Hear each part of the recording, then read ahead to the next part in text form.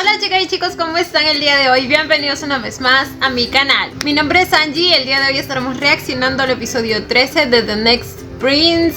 Si no me equivoco eran 14, ¿verdad? Alguien me dijo por ahí que eran 14, creo. Espero no estarme equivocando, así que aún nos falta uno más. Por un momento pensé que este ya era el final, creo que me estaba confundiendo con Beat Babe. Pero pues a ver, el episodio pasado tuvimos a Chakri supuestamente muriendo por salvar a Charan y a Kanin, pero leí que varios de ustedes piensan que pues podría no estar muerto, podría ser como una mezcla de escenas, que en realidad a quien estaba yendo a visitar Kanin era a otra persona, ya sea a mi nana Karin o al abuelo, incluso por ahí creo que me dijeron. Así que no lo había pensado, pero es una posibilidad. Puede que nos hayan juntado una imagen con un audio de otra escena, entonces esperemos que sea así, porque mi Chakri de verdad no merecía. O sea, por otro lado, pues recién hemos terminado la segunda etapa del torneo, así que aún falta la tercera. En el anterior ganó al final Lava, ¿verdad? Porque si no me equivoco ella aparecía en la pantalla con el mayor puntaje. Por un momento pensé que no habían llegado a terminar, pero creo que sí, Así que nada chicos, vamos a ver cómo continúa esto. Sin nada más que decir, comencemos con el video.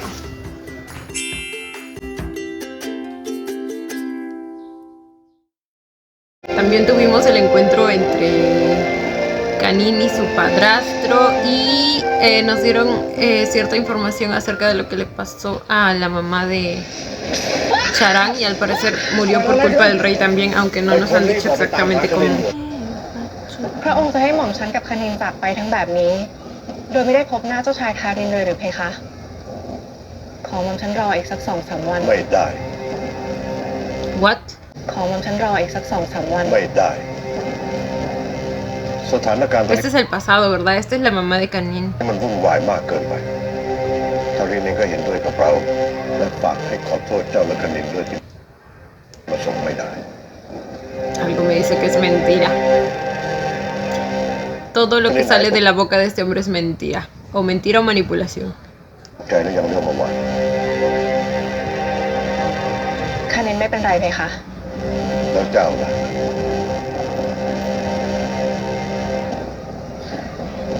¿Qué pasó ข ayer? นาดในวังมีทหารอารักขาอยู่ตลอดเวลาไม่ยังกล้าบุกเข้ามาเชื่อเราเถอะไม่มีเวลาแล้วจริงๆพวกเจ้า Supuestamente hubo un intento de ataque o ห algo ม่อม así. ฉันเข้าใจเพคะแต่ว่า จงรีบไปและรักษาตัวเองไว้ให้ดีพอทุกอย่างสงบเรียบร้อยแล้วเราจะไปรับเจ้ากับคณินกลับมา เพคะหม่อมฉันทูลลา Y desde entonces ya estaba él infiltrado. พี่ตาอยู่ก่อน Y esta era la mamá de de Charan, ¿verdad?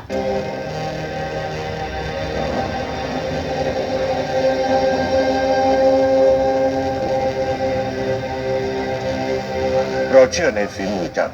También trabajaba de ช่วยอา guardia. รักขาเจ้าห Porque ญิง toda la คณิ familia ตาและเจ้า trabajaba. ชายคณินเราจะส่งทหารฝีมือ Entonces murió en el mismo accidente que el de la señora, supongo. มือดีไปช่วยดูแลด้วย O protegiéndola. จะอยู่ในความดูแลของเราจนกว่าเจ้าจะกลับจากอังกฤษ Supuestamente se iban todos a Inglaterra. อาจไม่เหมาะสมเพคะ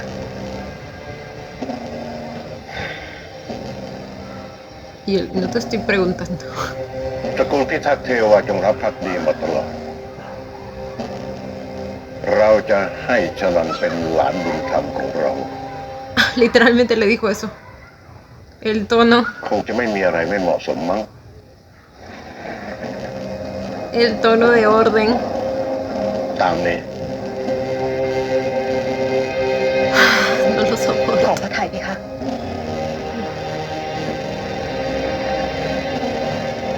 Por eso él sabía.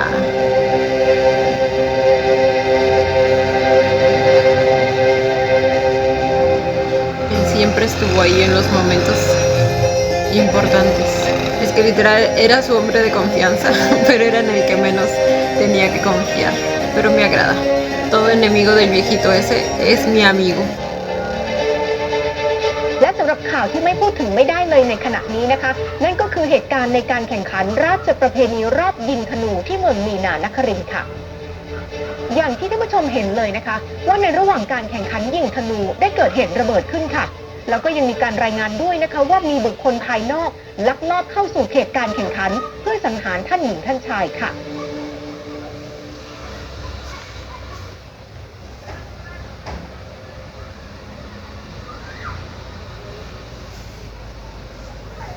อันนี้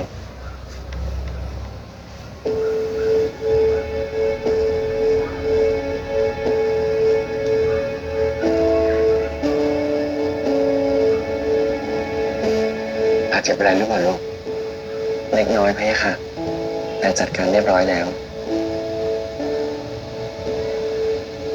ลูกไม่เป็นไรจริงๆพะยะค่ะ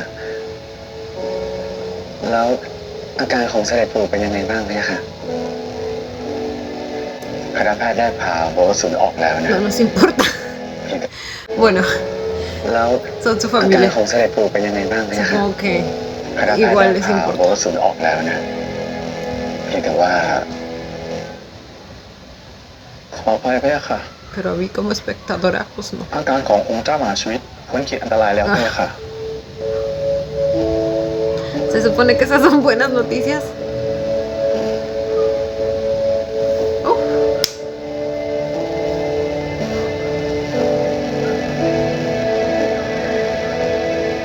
Ay, no sé cómo sentirme con esta escena después de todo lo que hizo.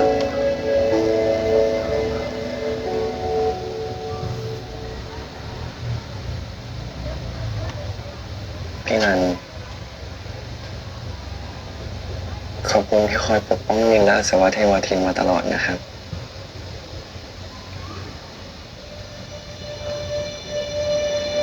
มึงปกป้องมันทำไมมึงไม่รู้เลยว่าคนที่ทำให้แม่มึงตายก็คือมันที่เจ้าชายวสินทร์พูดบอกนินได้ไหมว่ามันหมายถึงเสด็จปู่ทำให้แม่พี่รัน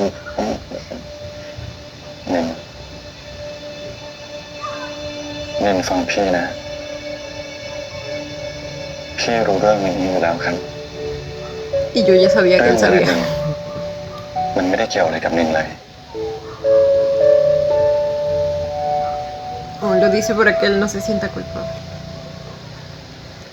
Porque sabe que podría pensar que pues en cierto modo fue su familia la que le hizo eso a พี่ไม่แน่ Chara, ใจ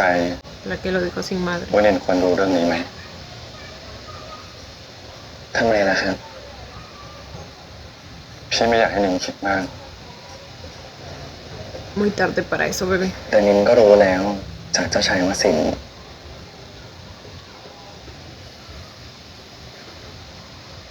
ให้นินรู้ทั้งหมดเถอะครับเริ่มจากเรื่องคนที่ทำให้แม่พี่จากไปคือเสด็จปู่เหรอ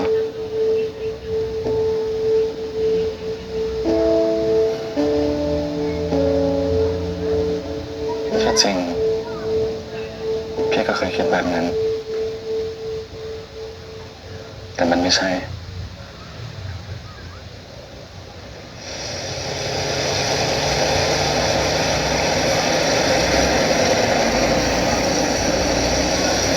¿Qué pasó entonces? Puede que haya muerto protegiéndola. ชิตา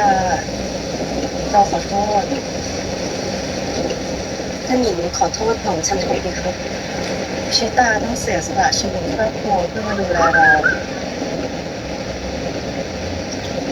En el recuerdo เป็นเกียรติข de องฉันต่างหากเลยค่ะ Charan vimos como, bueno, creo que no era su recuerdo exactamente porque no hay manera de que Charan haya presenciado eso, pero vimos una imagen de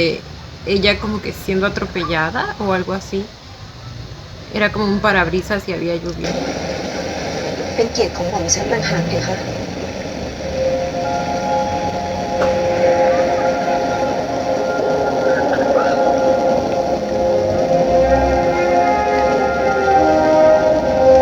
พ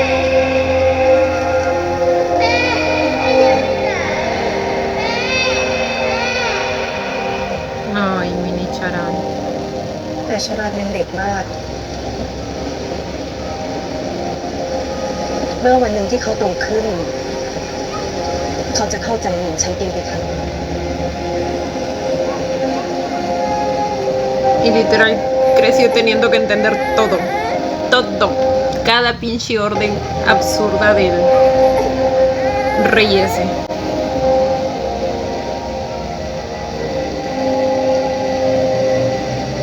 ¿Quién viene atrás? Lo seguían, ¿verdad?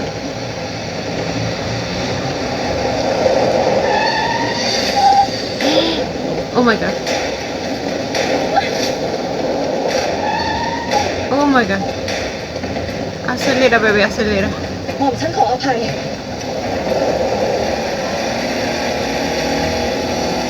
Pero no mucho, no más. อา Ay. หารขนาดนี้ตามมาได้ในวาต้องมีหนอนบนไส้ Ese era el hermano, digo, el cuñado de mi nana Karin. Entonces ellos también fueron los de ese ataque, como alguien dijo en los comentarios.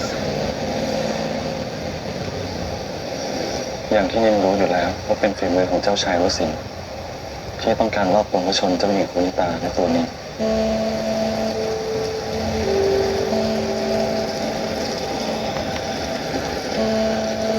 Ok, ok. คนที่เห็นเหตุการณ์ในคืนนั้นก็คือคุณทัตนัย ผู้หญิงผู้หญิงจิตาจิตาจิตาเอาไปเร็วไปผู้หญิง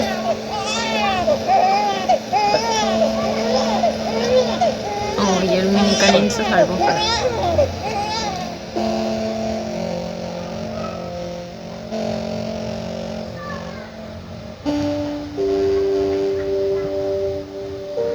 ตอนที่คุณทัตนัยมาที่บ้านพี่คงแอบตามขึ้นรถคุณทัตนัยไป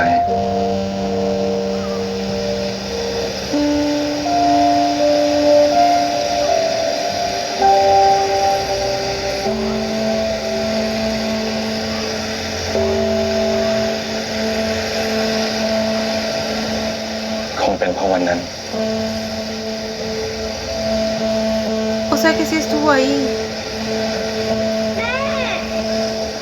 เข้าไปนะครับ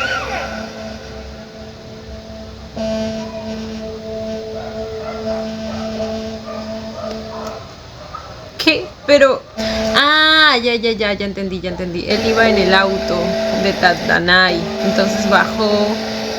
y vio a su madre.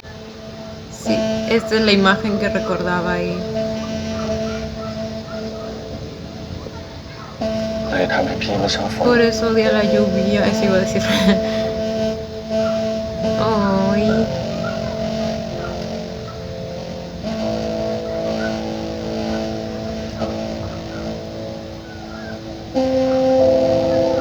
ถ้างั้นที่เจ้าชายวสินทร์พูดมันก็ไม่ผิดนะสิครับ เพราะว่าสวัสดิ์เทวนาทีไม่ใช่ครับ หน้าที่ที่พิทักษ์เทวามีต่อสวัสดิ์เทวทินคือปกป้องดูแล รักษาและซื่อสัตย์ต่อสวัสดิ์เทวทินไม่ใช่เพราะเป็นคำสั่งใคร Bueno, al menos en eso no es Pero con culpable. Hamza. Aunque sí, indirectamente también, porque la venganza de Guasín inició por la inacción del rey ante la situación minera. Así นะค que รับแต่เป็นเพราะคำสัญญาครับว่าพี่ไม่โกรธนินหรอก bebé a ti porque te odiaría. แม่พี่ต้องจากไป Ay, protegiéndola. แต่นินเราเป็นคนที่รอดพี่ดูเป็นคงไม่มีเหตุผลขนาดนั้นเลยหรอกก็ถ้าเป็นนินไม่รู้เลยว่า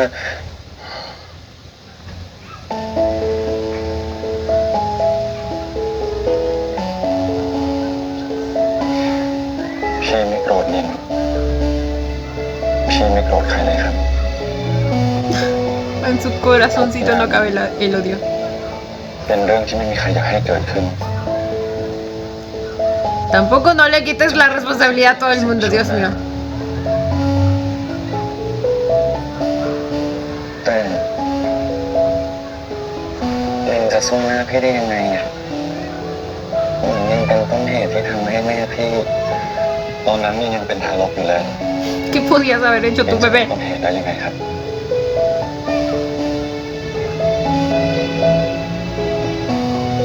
แต่ว่า Pero nada. Chu. พี่ต้องขอบคุณมากกว่าที่หนึ่งกลับมาที่มาดีกับพี่ และถ้าพี่ไม่เจอพี่คงไม่รู้สึกแบบนี้รู้สึกแบบนี้ El amor. รู้สึกว่า ถ้าเราใช้หัวใจดูแลสิ่งไหน Mm. เราจะรักและวางแผนสิ่งนั้นทั้งชีวิต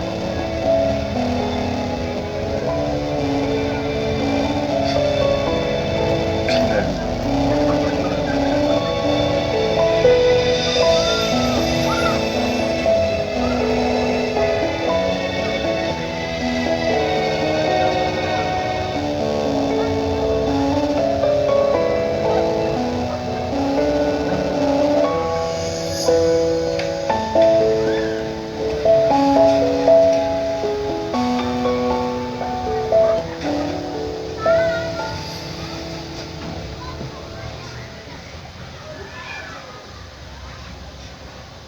การผ่าตัดเสร็จเรียบร้อยดียังไม่ต้องเป็นห่วง Sí está vivo. ก็ต้องพัก Ay, güey. Me asustan. Mi chagri. Ok, y entonces a quién le llevan flores. A ver, mi Nana Karin tampoco creo que sea. Quizá la tumba de su madre. O a la de. O sea, o la madre de Charang o la madre de ฉัน Canin. ทีพ่อบ้าฉันทีพ่อบ้า Chagri. นอนลงไปเลย Denle un premio por su lealtad o algo, por favor. ไม่ได้อะไร เดี๋ยว คนเพิ่งฟื้นจะลุกขึ้นมาทำไง ชาครีจะมาเยี่ยมหายเร็วๆนะปากบอกปุ๊บก็หมองว่าหายปั๊บเลยเพียค่ะ Mm. แล้วปากปลอดภัยดีใช่ไหมเพียค่ะ Sí, bebé, ยังจะห่ gracias วง a คน ti. อื่นอีกแล้วปลอดภัยดี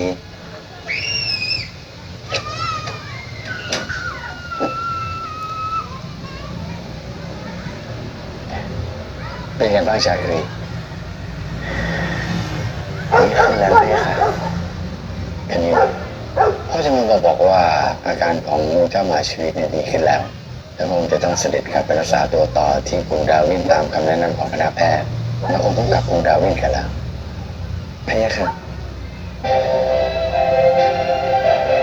ท่านผู้ชมคะยังจำคลิปของเจ้าชายคาวินจากประเทศบูจากันได้ไหมคะที่พระองค์มาร่วมเดินขบวนประท้วงที่อัศวเทวาทินในเอมิลีของเราค่ะคลิปนั้นเนี่ยนะคะตอนนี้กลายเป็นไวรัลดังไปทั่วเลย หลังจากนั้นก็เลยมีข่าววงในบอกมาว่าเจ้าชายคาวินค่ะถูกเรียกตัวกลับประเทศบูจาโดยด่วนแล้วก็มีประกาศจากสำนักราชวังประเทศบูจาด้วยนะคะว่าการกระทำดังกล่าวของเจ้าชายคาวินนั้นเป็นการกระทำโดยพละการทางประเทศบูจาไม่ขอเกี่ยวข้องกับความขัดแย้งภายในประเทศเอมิลีค่ะ Ah, ผมเป็นน่าจะงานเข้า definitivamente.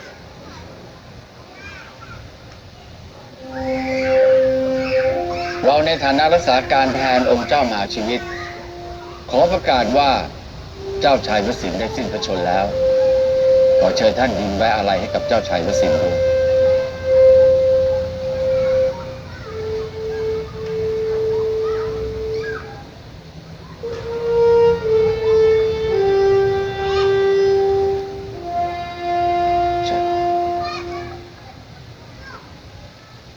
El เนื่อง papá จากตอน adoptivo นี้มีนา de นครินท Canin ร์ ya ไร้ puede ผู้ quedarse สืบ como ทอด guardia.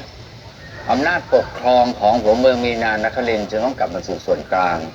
เราจะรักษาการควบที่มีนานครินทร์ไปก่อน และการแข่งขันราชประเพณีจะเอาไงต่อ เจ้าชายราชตักเรื่องนี้ไม่เหมาะจะคุยในเวลานี้เท่าไหร่นะไม่เป็นไร No creo que le importe mucho la situación. เจ้าชายรัชตาเองก็คงรู้ดี ว่าการแข่งขันรอบแรกไม่โปร่งใส และผลการแข่งยิงธนูก็ถือเป็นโมฆะ Fueron แล้วเรา anulados. ก็ยังไม่สามารถจัดแข่ง Ah, ยิง entonces. ธนูตามเดิมได้อีก เราจึงอยากมาปรึกษากับ Entonces volvimos al punto inicial en el que ahora solo depende de la competencia de esgrima, supongo. Ok, entonces supongo que no llegaron a terminar la competencia de arco y por eso lo estaban anulando. เราจึงอยากมาปรึกษากับพวกท่านก่อน ¿Y no hay consecuencias por el hecho de que haya usado trampa Puchong Pisut? หมายถึงว่าจะไม่มีการแข่งขันอย่างนั้นเลย O เราอยากให้ sea, อาการ como ของ que องค์เจ้ามหาชีวิตดีขึ้นก่อน debería haber algo, แล้ว ¿no? ถึงเวลานั้นเยเราค่อยมาพิจารณาเรื่องการแข่งขันราชประเพณีกันอีกครั้ง ผมพูดตรงๆเลยนะ เจ้าชายทาริน หากองค์เจ้ามหาชีวิตเป็นอะไรขึ้นมา การแข่งขัน ยังต้องดำเนินต่อไปไม่ใช่หรือ เจ้าชายรัชตาท่านพูดออกมาได้ยังไงเรื่องนี้ He said what he said. เป็นเช่นที่ท่านชายรัชตาพูด ตอนนี้เราได้ลองประเมินสถานการณ์ดูแล้ว เราก็ยังไม่สามารถรับรองความปลอดภัยของราชวงศ์ทุกพระองค์ได้ แต่ถ้าหากเกิดอะไรขึ้น จะไม่แย่ยิ่งกว่าเดิมหรือ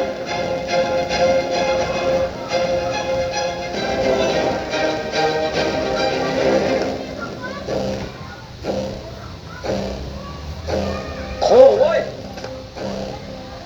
ไอ้พวกอัศวะเทวาทิน มันไม่ต้องการให้ฉันได้บัลลังก์มันถึงได้ยกเลิกการแข่งขันให้เป็นโมฆะแบบนี้ ทั้งที่แกกำลังจะชนะอยู่แล้ว อะไรของแกมันเนี่ย เฉยเหรอ กระหม่อมก็ไม่พอใจพะยะค่ะ นี่คือท่าไม่พอใจของแกเหรอมัวแต่หงออยู่นั่นแกนี่มันไม่ได้เรื่องเลยนะอย่าละพี่ค่ะ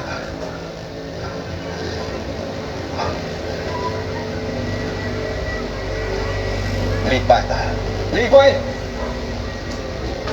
เจ้าชายลองโทษกระหม่อมแทนเถิดพี่ค่ะ พูดอะไรของแก ¿Qué le pasa ฮะ a Ramil? นี่แกคิดว่าแกเป็นใครฮะ ขอประทานอภัยพี่ค่ะกระหม่อมมีบางควร No, no, de nuevo.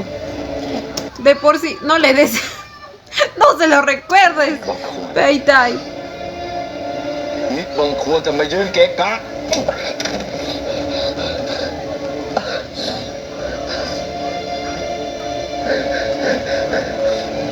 ไม่ต้อง Ramil, por favor, haz algo. คราวนี้ Ramil. จะให้รามินสั่งสอนแกว่าใครคือนายใครคือทาสกันแน่ ¿Está proponiendo que él mismo lo golpee? เหยียบหน้ามัน Excuse me.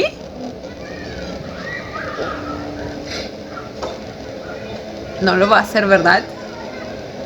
กระหม่อมขอปฏิเสธ แกอยากให้ฉันโมโหมากกว่านี้ใช่ไหมฉันสั่งให้แกเหยียบหน้ามันเดี๋ยวนี้ เหยียบสิ Ramil.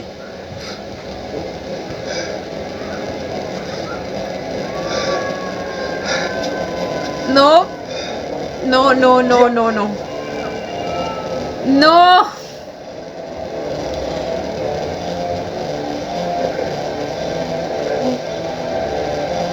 Con ese pie dale una patada a tu padre, เหยีย por บหน้ามา favor. สิ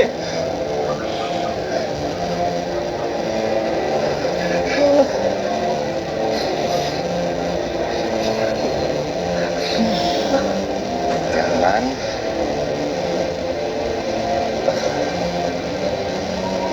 คราวนี้รู้แล้วใช่ไหมว่าใครคือนาย ใครคือท่าส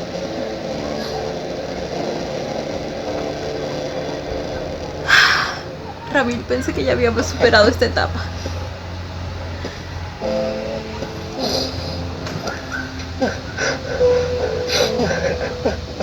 Pensé que ya estábamos en su etapa de rebeldía. O sea, de rebeldía en contra de su padre.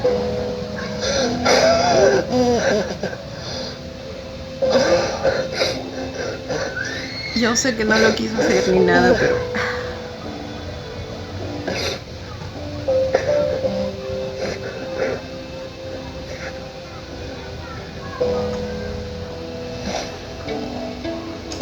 Al menos ayúdalo a pararse, güey.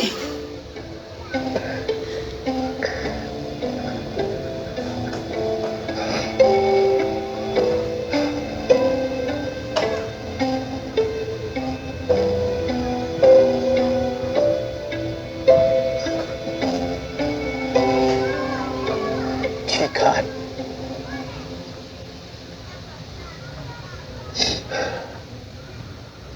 Facts. Facts. Ah, y encima se lo quería chapar después de...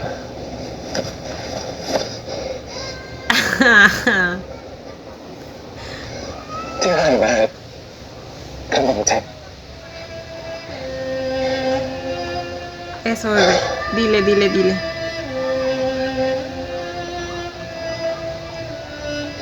ขนมน้อยใจ แต่เป็นเพราะว่ากระหม่อมรู้ว่ามีฝ่าบาทอยู่เพราะว่าฝ่าบาทจะปกป้องกระหม่อมมันก็ปกป้องเธอมาเสมอไม่ใช่เหรอ ที่ผ่านมาก็ไม่มีใครกล้ามายุ่งกับเธอทั้งนั้น แต่ไม่ใช่กับท่านชายราชตาไม่ใช่ไหมเพคะ Y encima realmente cree que hizo suficiente.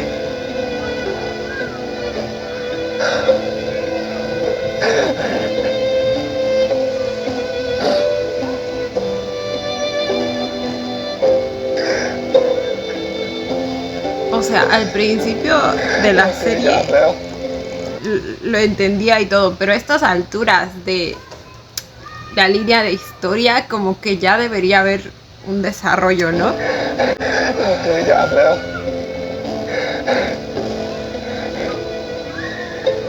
อย่าร้องไห้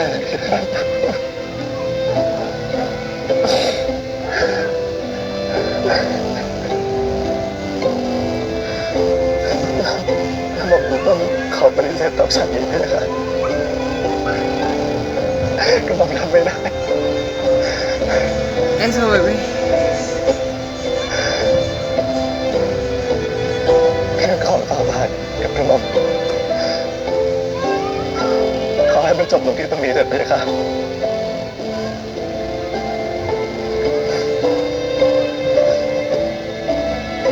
เธอรู้ตัวหรือเปล่าว่าพูดอะไรออกมา Así es, se está eligiendo a sí mismo. เรื่องบนเตียงกระหม่อมจะยอมเป็นทาสรับใช้ฝ่าบาททุกประการไม่ได้แต่ในชีวิตจริงกระหม่อมมีศักดิ์ศรีของกระหม่อมและกระหม่อมต้องการได้รับเกียรติในฐานะคนรักช่วยกันไปไหนไม่ได้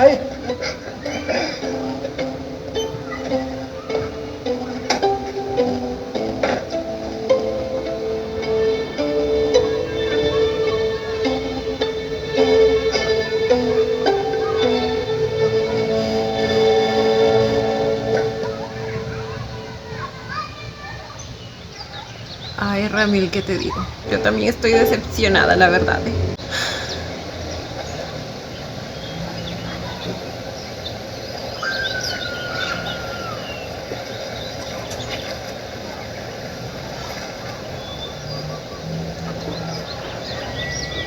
ขอบคุณที่ปกป้องนินนะครับ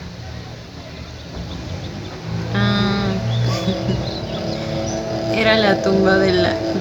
la mamá de Charan.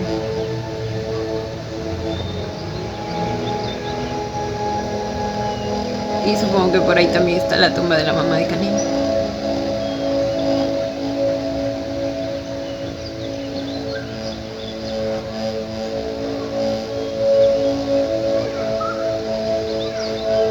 Ah, no, esta es la mamá de Charan y la otra era la mamá de Kanin.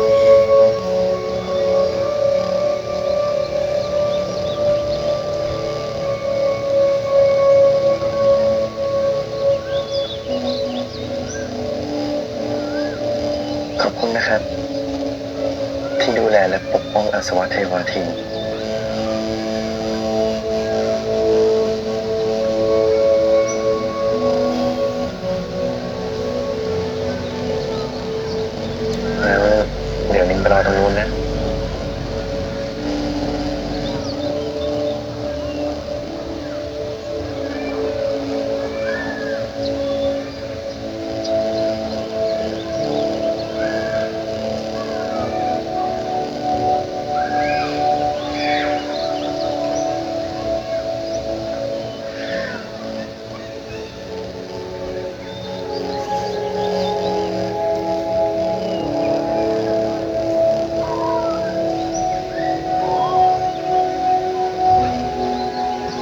นันรู้ว่าแม่ชอบดอกกุหลาบ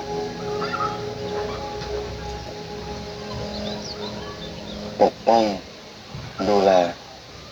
รักษาและซื่อสัตย์ต่ออสุรเทวทินดันทำหน้าที่ในฐานะผู้นำตระกูลกับเทวาต่อจากแม่แล้วนะครับ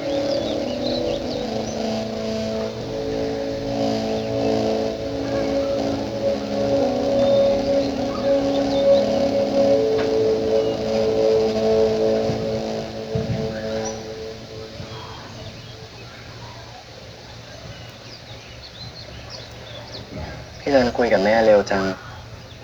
จริงๆคุยนานกว่านี้ก็ได้นะยังรอได้ ขอบคุณครับ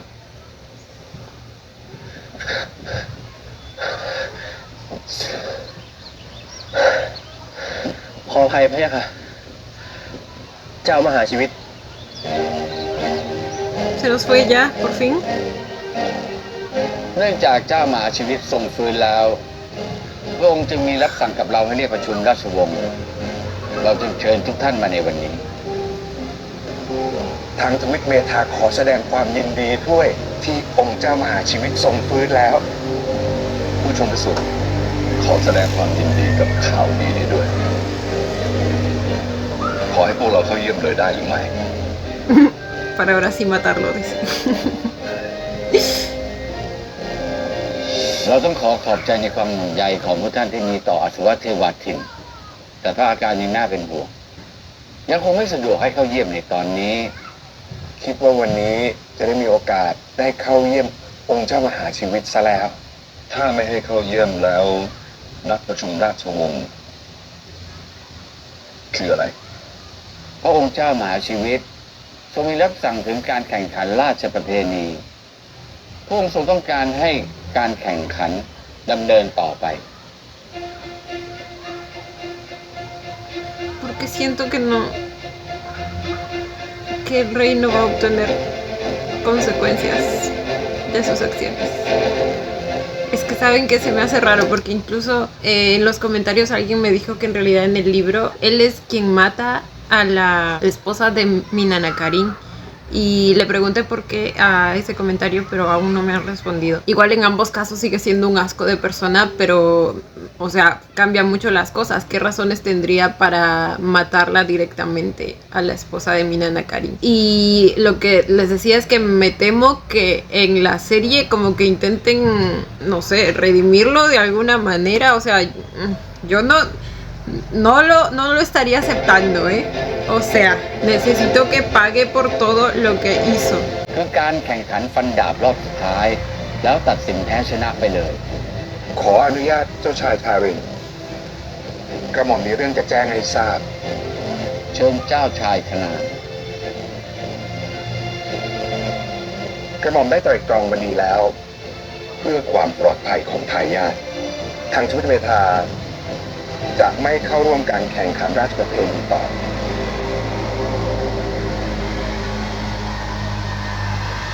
ทั้งนี้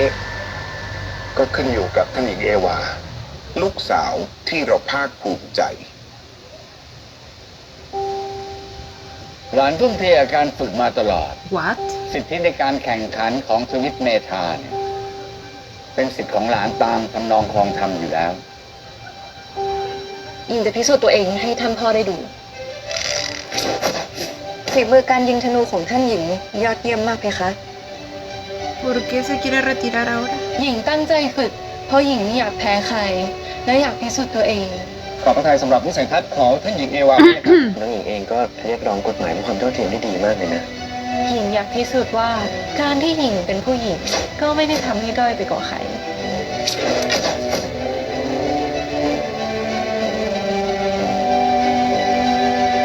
Ok. จนกระทั่งเจอเหตุการณ์วุ่นวายในการแข่ง การแข่งขันครั้งนี้มันไม่ใสสะอาดแล้วนะเอวาน้องหญิง ทำให้รู้ว่าการแข่งครั้งนี้ก็แค่เกมชิงอำนาจ หญิงไม่จำเป็นจะต้องพิสูจน์อะไรเลย ทวิตในทางขอถอนตัวเถอะค่ะ Ok. งั้นเราขอสรุปว่า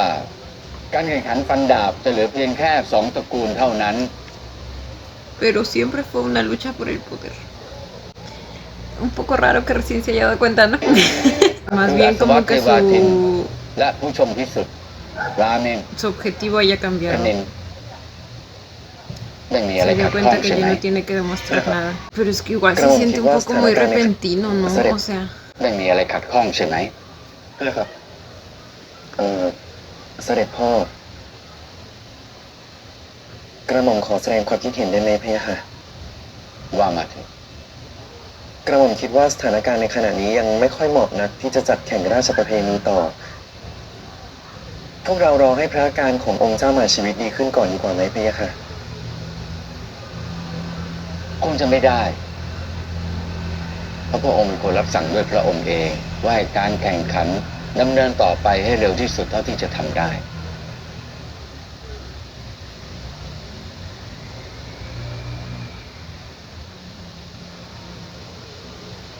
เรายังมีอีกเรื่องที่อยากจะแจ้งให้ทุกคนได้ทราบ ทางสำนักราชวังจะประกาศถึงเรื่องการสิ้นพระชนม์ของเจ้าชายวสินทร์จากอุบัติเหตุในระหว่างการเดินทาง และหลังจากนั้นจะมีการส่งสารแสดงความเสียใจไปยังเหล่าญาติสายรองของมีนานครินทร์ การตัดสินใจได้ดีที่สุดแล้ว แต่เรื่องการปกครองหัวเมืองมีนานครินทร์จะทำยังไง ในเมื่อเจ้าชายวสินทร์ไม่มีทายาทให้ทางมีนานครินทร์แต่งตั้งผู้นำจากความเหมาะสมจะดีหรือไม่ เห็นด้วยกระหม่อมสำนักราชวังต้องคัดเลือกผู้นำที่มีคุณสมบัติที่เหมาะสม ความคิดของรามินดีมาก แต่ผู้นำไม่ใช่ตระกูลมีนานครินทร์เนี่ยน่าคิดนะ การที่เราปกปิดความจริงให้กับทางมีนานครินทร์ก็ถือว่าเป็นการให้เกียรติเพียงพอแล้ว เช่นนั้นเราคิดว่าให้ทางสำนักราชวังคัดเลือกผู้นำของมีนานครินทร์ที่เหมาะสมมา แล้วเราค่อยหาเรื่องนี้กันอีกครั้ง แล้วเหตุใดทำไม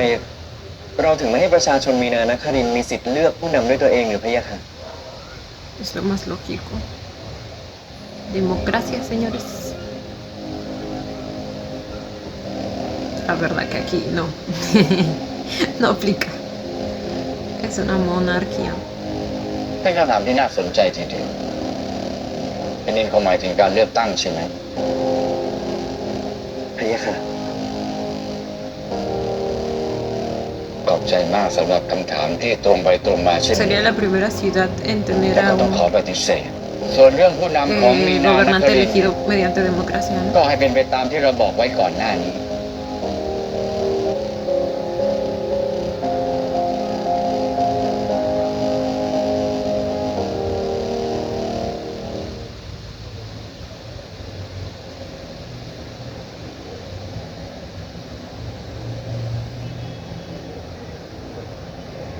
พ่อคุยด้วยได้ไหม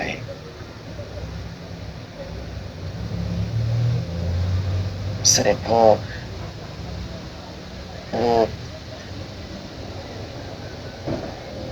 ลูกผิดหวังในตัวพ่อเหรอ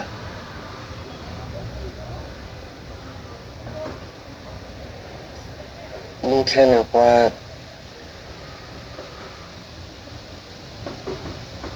ลูกเพียงเห็นว่าเรามีโอกาสที่จะเปลี่ยนแปลง พ่อรู้นะว่าลูกอยากเปลี่ยนแปลง อยากให้เอมิลีมีประชาธิปไตย แต่มันมีอยู่คำตอบเดียวเท่านั้นลูก คือต้องมาแข่งฟันดาบไปชนะเท่านั้น ถ้าเราชนะเสด็จพ่อจะเปลี่ยนแปลงการปกครองหรือไม่ครับ เราจะทำให้ดีที่สุด แล้วทำไมในที่ประชุมเมื่อกี้เสด็จพ่อต้องปฏิเสธลูกด้วย สิ่งที่ลูกอยากจะทำเนี่ยคือการบอกทุกคนในห้องนั้นยอมสละอำนาจที่ตนมีอยู่มันไม่ใช่เรื่องง่ายที่ใครจะยอมแบบนั้นหรอกนะลูก แล้วเสด็จพ่อยอม ถ้าลูกชนะลูกก็คอยดูเอาเองในอนาคตก็แล้วกัน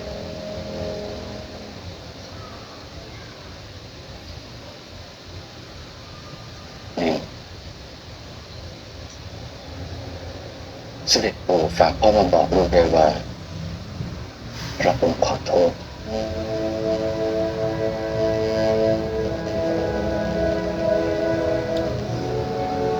Ay, no. ปิดข่าวเรื่องกบฏได้เรียบร้อยดีนะ เนี่ยครับ ขนาดพ่อบ้านคนสนิทก็ยังหักหลังได้โดยที่เราไม่รู้เราแค่ระคายอะไรวะ Ah, les dije que si intentaban redimírmelo o algo así. ลูกทำหมอเนี่ย ผมไม่ต้อง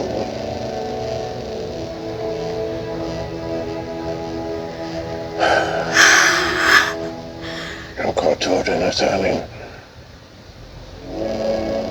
ฉันเองก็เสียใจกับการกระทำของฉันที่ทำกับเธอนะ De por qué de si esto está en el libro. Porque les digo, es una diferencia abismal. Si en el libro él directamente asesinó a la esposa de Minana Karin, definitivamente no creo que haya terminado redimiéndose. Entonces,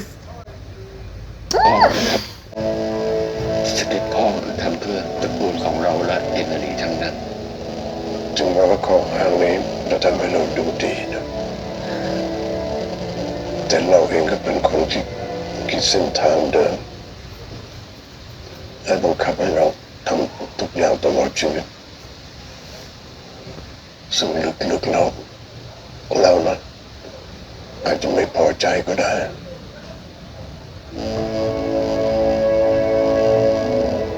no, no, no me pueden hacer esto después de todo lo que hizo. O sea, มัน no. ก็อาจจะทำให้เธอเสียใจมากเลยใช่ไหมรับคำขอโทษของเราอาจจะไม่ได้ช่วยอะไรเลยก็ได้ No sirven de nada. ไม่ต้องไปเสียใจในช่วงเวลานี้แต่ตอนนี้มันผ่านไปแล้วเรามาช่วยกันแก้ไขสิ่งที่ผิดพลาดไปด้วยกันดีกว่านะพะยะค่ะ ถ้าฉันจะตายจากไปก่อนวันแข่งขันให้ปิดข่าวไปก่อนนะ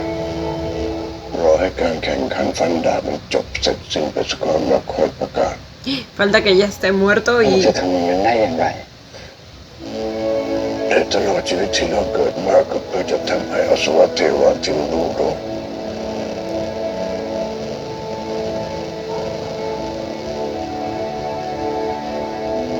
และแม้วันที่เราจะตายจากไปก็จะไม่ขัดขวางความรุ่งโรจน์ของตระกูล quizá ya está muerto y solo está siguiendo lo que le pidió. De no decir คณิน que จะต้อง ya นำชัยช murió. นะมาให้แน่ๆ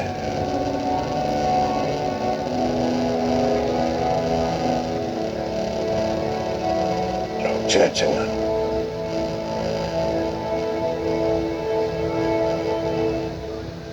ขอโทษคณินแทนฉันด้วย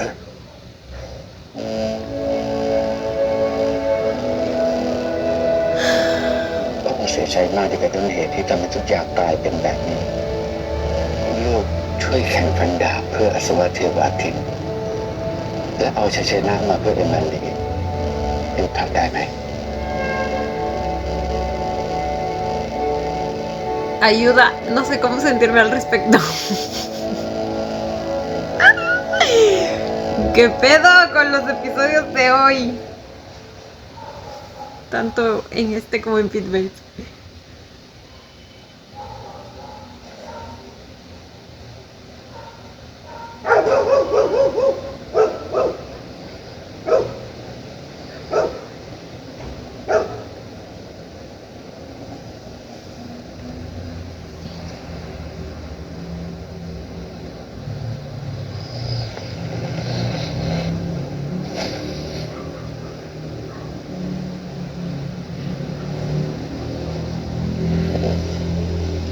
เป็นอะไร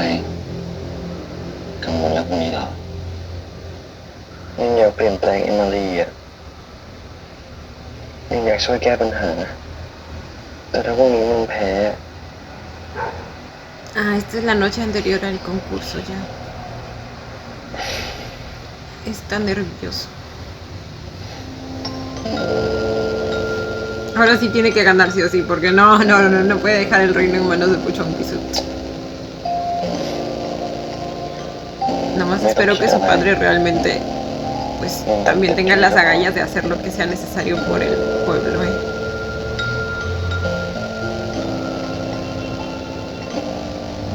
กดดัน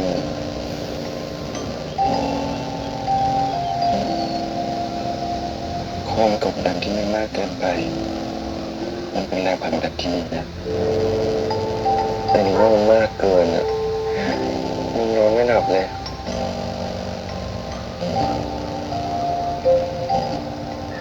ถ้ามีนอนไม่หลับที่จะไม่หลับเป็นเพื่อน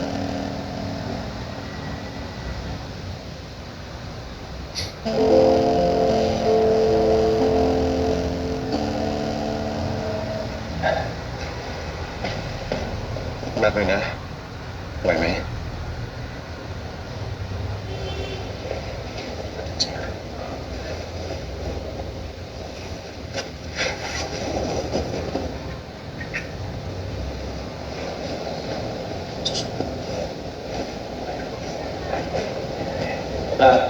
Ready. Alex.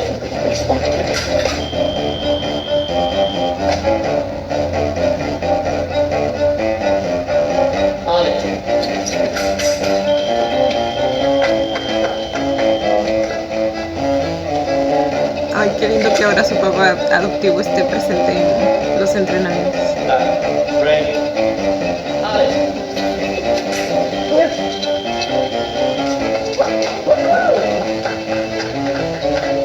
มากลูกเก่งมากเก่งมากเก่งมาก Y Chakri ya está de vuelta dándole ánimos.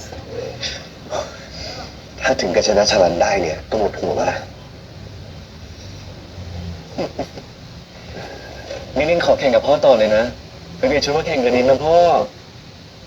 นะมาแข่งกัน Oh.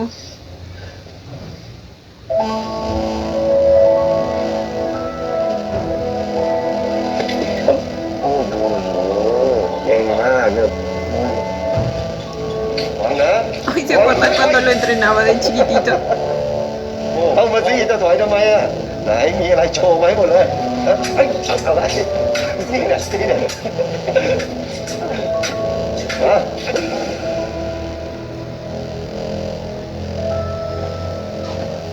นี่เป็นอะไรไม่รู้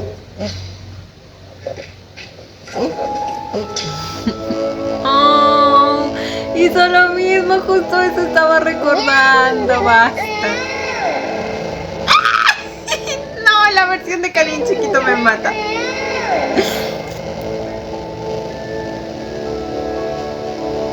นินชนะ Ah, Tramposo. ดีก็มุกเดิมนะเราอ่ะ Oh.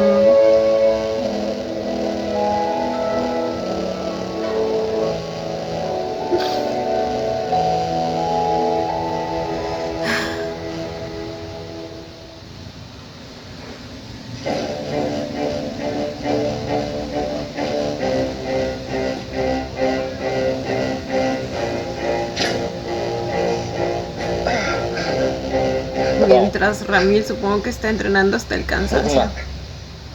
แกถึงจะเอาชนะไอ้ชนินได้ลุกขึ้น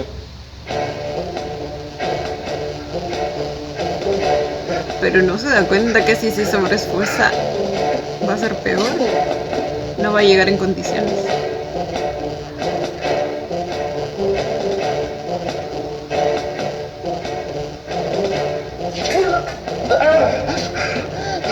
ไม่ต้องเข้าไป Y Peitai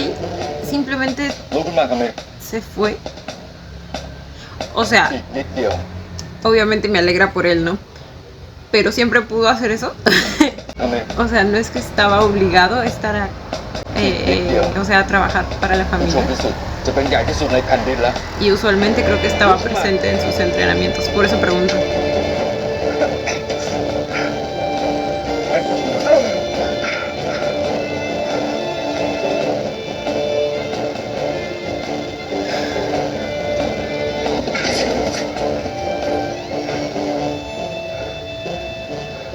พักสักหน่อยไหม O en realidad siempre se pudo ir, pero pues se quedaba por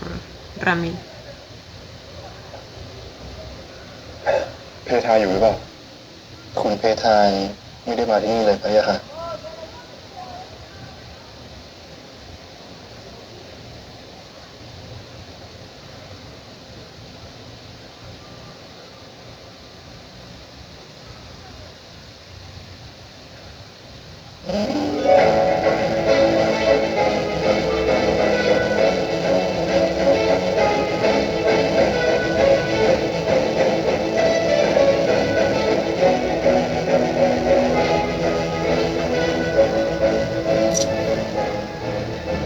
มาคอยดูแลเรานี่หายดีแล้วใช่ไหมกระหม่อมบอกแล้วไงพี่ค่ะ ว่ากระหม่อมหายตั้งแต่วันที่พระองค์มาเยี่ยมแล้วพี่ค่ะสู้ๆนะพี่ค่ะ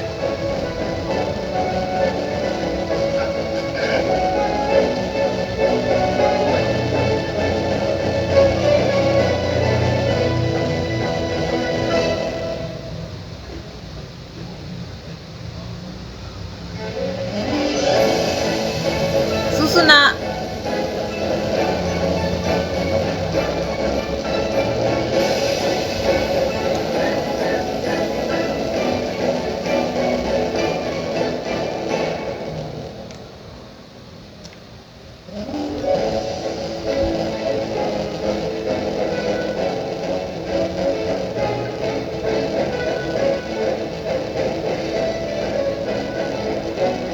หายใจด้วยครับเน้นต้องหายใจ หายใจเข้า หายใจออก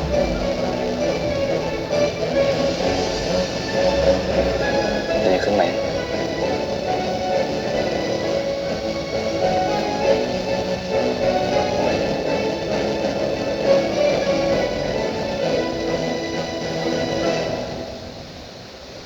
สู้ๆนะครับนี่ทำได้ Te gané, yo se lo dije primero. การแข่งขันราชประเพณีฟันดาบระหว่างท่านชายรามินผู้ชงพิสุทธิ์และท่านชายคณินอัศวะเทวาทิน กระหม่อมขอเรียนเชิญท่านชายคณินและท่านชายรามินประจำที่พระยาค่ะนี่คือการแข่งขันที่ยิ่งใหญ่ที่สุดในรอบหลายทศวรรษของประเทศเอมาเร Oh, ella va igual está เพราะนี่คือการ presente. แข่งขันระหว่างราชสกุลผู้ชงพิสุทธิ์และราชสกุลอัศวะเทวาทิน On guard.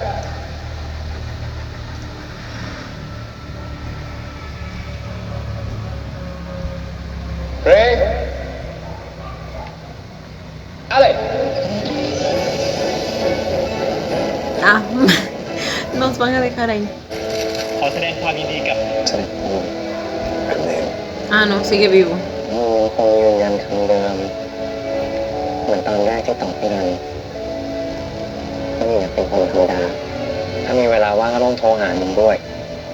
โทรมาบ่อยๆเลยนะ ลาก่อนนะครับคุณชรันชาคลีจะไปลอนดอน ตอนนี้ถึงเวลาสมควรแล้ว ¿Se regresan a Londres? ¿Y Charan se queda? Probablemente gane el concurso de esgrima, pero tiene que, o sea, Pochong Pisut no se puede quedar gobernando. Ok. Y bueno chicos, este fue el episodio 13 de The Next Prince. Finalmente nos enteramos lo que pasó tanto con la madre de Kanin como con la madre de Charan.